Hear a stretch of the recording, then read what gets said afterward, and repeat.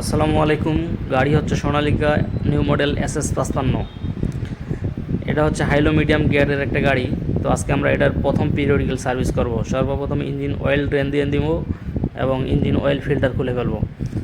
শুধু এটুকুই না, ইঞ্জিন অয়েলের সঙ্গে হাইড্রোলিক অয়েল ফিল্টারও আমরা চেঞ্জ করব এবং fuel filter, starting oil, starting filter.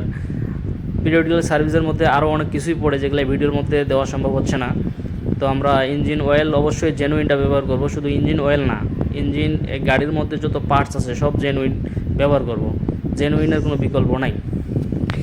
আর একটা বিষয় বলে রাখি, যেহেতু এটা SS55 মডেলের একটা গাড়ি, টার্বো চার্জ ইঞ্জিন, সেই ক্ষেত্রে অবশ্যই স্টার্ট করে আইডিয়াল আরপিএমে অন্তত 1 মিনিট রাখতে হবে।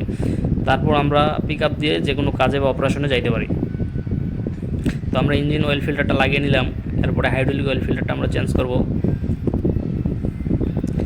তা হাইড্রোলিক অয়েল ফিল্টার অবশ্যই আমরা জেনুইন ব্যবহার করছি, জেনুইনই লাগাচ্ছি এখানে।